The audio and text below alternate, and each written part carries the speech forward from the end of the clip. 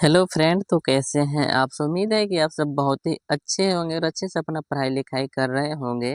तो आज की इस वीडियो में हम देखने वाले हैं क्लास 10th के साइंस के इम्पोर्टेंट 30 ऑब्जेक्टिव को, जो कि तीनों से मिक्स किया हुआ, फिजिक्स से, केमिस्ट्री से और बायोलॉजी से। ठीक है, तो वीडियो को शुरू से लेकर लास्ट तक वॉच कीजिएगा।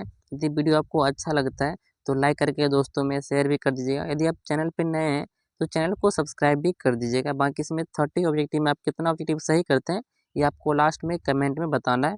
और सारे के सारे क्या है, प्रीवियस ईयर क्वेश्चन आगे में आपको ईयर लिखा हुआ मिल जाएगा। तो वीडियो को शुरू से लेकर लास्ट तक वॉच कीजिएगा। तो चलते हैं हम अपने क्वेश्चन की तरफ। तो हमारा यहाँ पे फर्स्ट नंबर का है, जो कि हम फिजिक्स से कर रहे हैं। तो उसमें बोला जा रहा है कि प्रकाश का पथ किस माध्यम में सीधा होता है।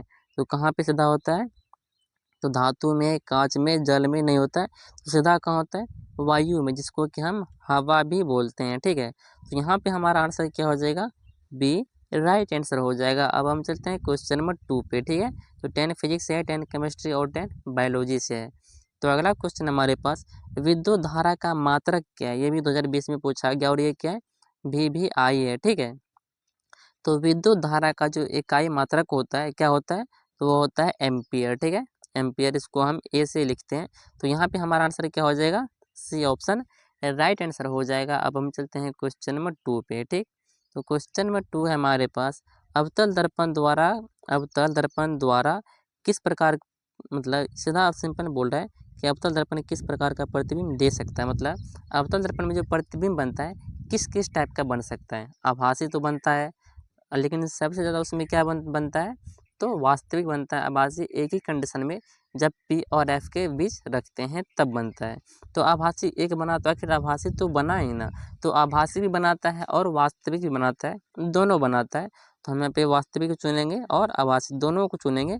तो उससे अच्छा आंसर हमारे यहाँ पे ऑप्शन सी में दिया हुआ है, दोनों, यानी कि वास्तविक और आभासी दोनों। तो यहाँ पे हम टिक करेंगे किसको, ऑप्शन सी हमारे लिए बेस्ट आंसर है। तो अब हम चलते हैं क्वेश्चन नंबर किस पे, 4 पे।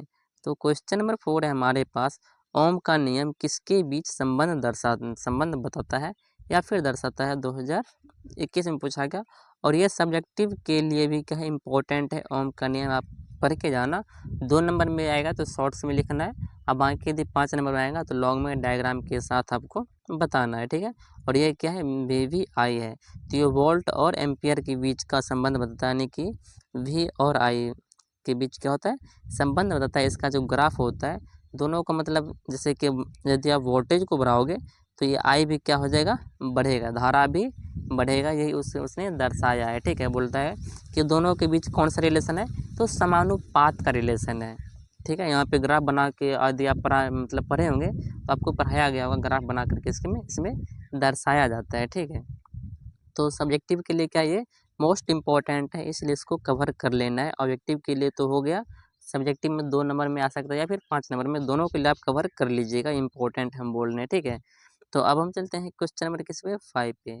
तो क्वेश्चन नंबर 5 है हमारा, प्रिज्म प्रकाश प्रिज्म प्रकाश को किस में तोड़ता है। तो किस में तोड़ता है, तो स्पेक्ट्रम में तोड़ता है, मतलब होता है प्रकाश का वर्ण विक्षेपण। ठीक है, तो हम यहाँ पे किस को टिक करेंगे, ऑप्शन बी को टिक करेंगे। और उसमें कलर कितना कलर होता है, तो वर्ण विक्षेपण में 7 कलर नीचे आता है, मतलब उसे निकलता है। लेकिन सबसे ऊपर कौन रहता है, लाल रहता है, और सबसे नीचे कौन रहता है, बैंगनी कलर रहता है। तो क्वेश्चन नंबर 6 है हमारे पास, समान ध्रुव का व्यवहार कैसा होता है। जब समान ध्रुव को आपस में रखेंगे तो क्या करेंगे, आकर्षित कभी नहीं करेगा बल्कि विकर्षित करेगा। ठीक है, तो हमारा यहाँ पे आंसर क्या हो जाएगा, तो विकर्षित, यानी कि ऑप्शन बी हमारा यहाँ पे क्या हो जाएगा, राइट आंसर हो जाएगा। ठीक है, लेकिन यदि वही उल्टा रहता तो क्या करता, आकर्षित करता। ठीक है, तो अब हम चलते हैं क्वेश्चन नंबर 7 पे। तो क्वेश्चन नंबर 7 है हमारे पास, विद्युत शक्ति का एसआई मात्रक क्या है। तो विद्युत शक्ति का एसआई मात्रक क्या होता है, तो वॉट होता है। ठीक है, ऑप्शन आपके पास यहाँ पे क्या हो जाएगा, बी राइट आंसर हो जाएगा। अब हम चलते हैं क्वेश्चन नंबर 8 पे। क्वेश्चन नंबर 8 है हमारे पास, धारा प्रवाहित तार में चारों ओर क्या उत्पन्न होता है। तो क्या उत्पन्न होता है, तो धारावाहिक चालक के चारों ओर क्या उत्पन्न होता है, तो चुंबकीय क्षेत्र उत्पन्न होता है। तो ऑप्शन यहाँ पे हमारा क्या हो जाएगा, सी फिर से राइट आंसर हो जाएगा। 2015 में पूछा गया, इसलिए क्या इंपॉर्टेंट है। तो अब हम चलते हैं क्वेश्चन नंबर 9 पे। तो क्वेश्चन नंबर 9 है हमारे पास, मानव नेत्र में दृष्टि दोष सुधार सुधार किससे होता है? तो वो होता है किससे? लेंस से होता है। लेंस में दोनों प्रकार का यूज किया जाता है।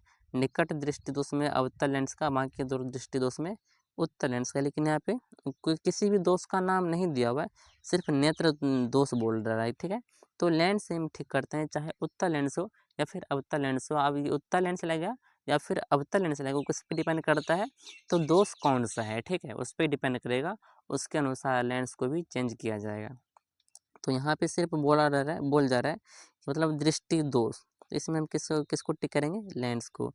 अब बाकी यदि निकट दृष्टि दोष का बात करें तो अवतल लेंस का उपयोग करते हैं, और दूर दृष्टि दोष की यदि बात करेंगे उसमें उत्तल लेंस का उपयोग किया जाता है। इनको आपको याद रख लेना है। तो अब चलते हैं क्वेश्चन नंबर 10, जो कि हमारा फिजिक्स का क्या है, लास्ट क्वेश्चन। उसके बाद हम देखने वाले हैं केमिस्ट्री को। तो बिजली का बल्ब किस में मापा सॉरी बिजली का जो बिल होता है वो किस में मापा जाता है? तो किलोवाट घंटा, मतलब अब किलोवाट घंटा ना लेकर यहाँ पे अंग्रेजी में आवर लिख दिया है, तो किलोवाट घंटा में मापते हैं। तो ऑप्शन हमारा यहाँ पे क्या हो जाएगा? बी हो जाएगा क्या? राइट आंसर, ठीक है। तो अब चलते हैं हम केमिस्ट्री के क्वेश्चन को देखेंगे। तो केमिस्ट्री का जो फर्स्ट क्वेश्चन है, यानी कि हमारा 11 नंबर का क्वेश्चन है, निम्न में से कौन धातु है? देखिए, धातु और अधातु चैप्टर से पूछा जाता है कौन धातु है, कौन अधातु और कौन उपधातु है। तो कार्बन है, सल्फर है, सोडियम है, ऑक्सीजन है। तो सोडियम हमारा क्या हो जाएगा? धातु हो जाएगा, ठीक है। और ये कौन सा धातु है? तो सक्रिय धातु है और बहुत जल्दी ये रिएक्शन करता है। और सोडियम को केरोसिन तेल में डुबा कर रखा जाता है, इनको भी आपको ध्यान में रखना है। तो यहाँ पे हमारा सी क्या हो जाएगा? आंसर राइट हो जाएगा। तो क्वेश्चन नंबर 12 को देखते हैं।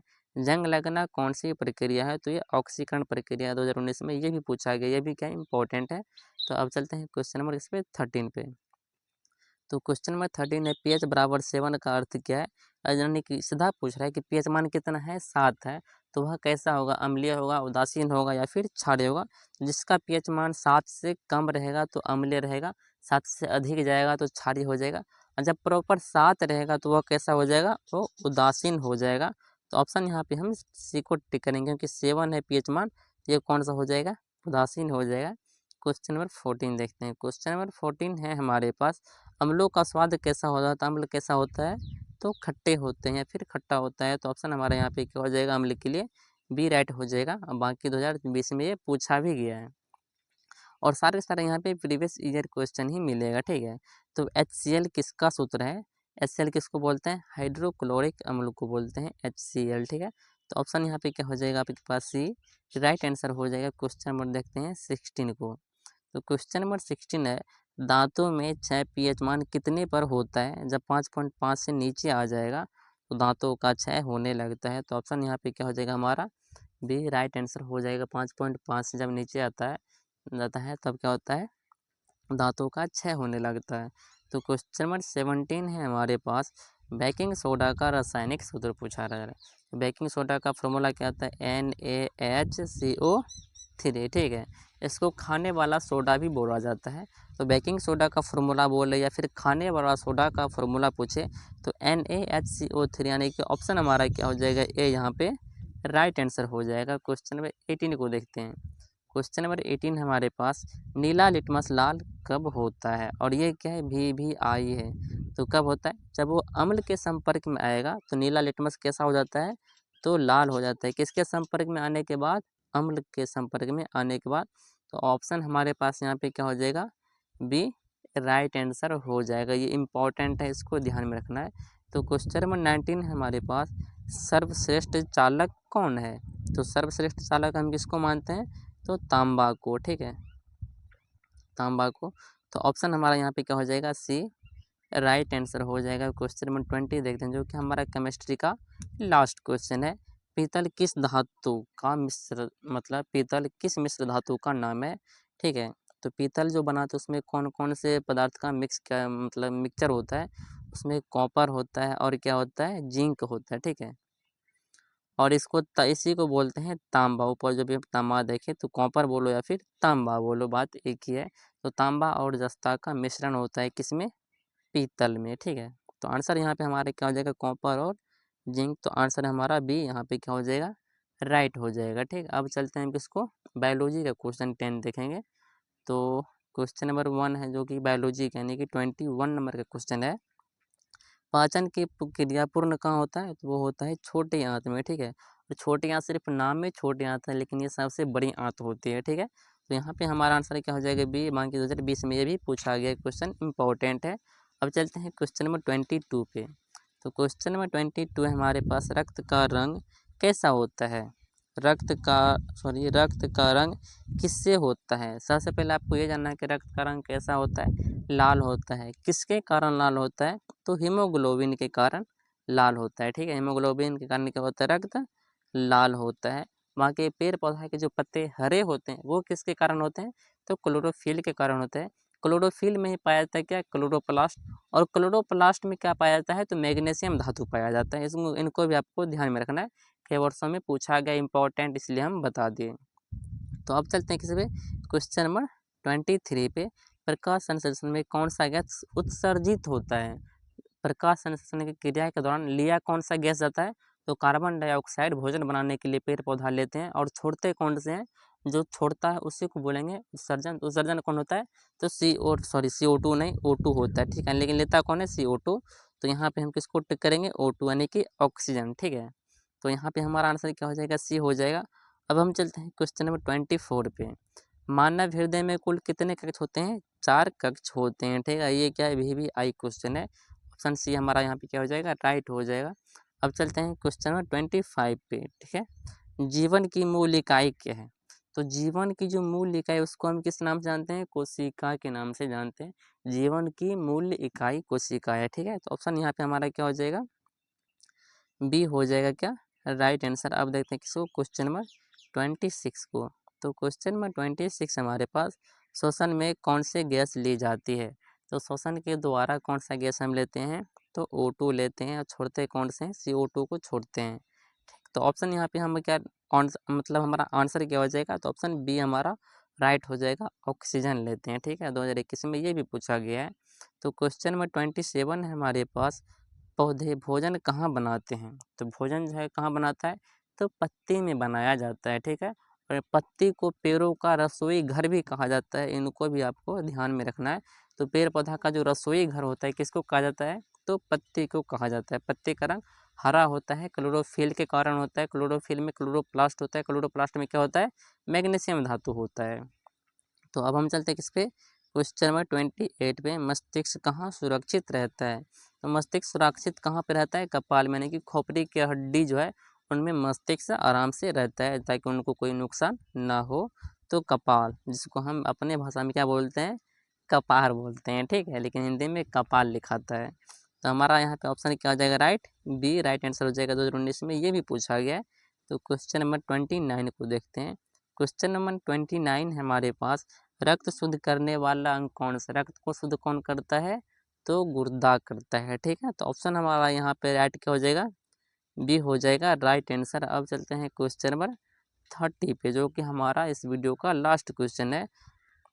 क्या बोल रहा है कि वंशानुगति के कारण किस में समानता मिलती है? किस में समानता मिलती है? तो अनुवांशिकता में, ठीक है। तो ऑप्शन हमारे पास यहाँ पे क्या हो जाएगा? सी राइट आंसर हो जाएगा। बाकी यहाँ पे हम कितना क्वेश्चन देखे हैं? 30 क्वेश्चन देखे हैं, और 30 क्वेश्चन में आप कितना क्वेश्चन सही किए हैं ये आपको कहाँ बताना है? तो कमेंट में बताना है, ठीक है। तो यदि ऐसा ही वीडियो आप देखना चाहते हैं तो मेरे चैनल से जुड़ सकते हैं। जुड़ने के लिए चैनल को सब्सक्राइब कर लीजिएगा, दोस्तों में शेयर कर लीजिएगा, और वीडियो कैसा लगा आपको कमेंट में बताना है, और लास्ट में ये भी बताना है कि आप कितना ऑब्जेक्टिव सही किए हैं, ठीक है। अब बाकी यदि आपको जो भी इसमें डाउट लगेगा कमेंट करना, हम उसका रिप्लाई भी देंगे, ठीक। तो ऐसा ही वीडियो देखना चाहते हैं तो चैनल से जुड़े रहिएगा। तो मिलते हैं कोई अगले क्वेश्चन के साथ अगले वीडियो में, तब तक के लिए धन्यवाद।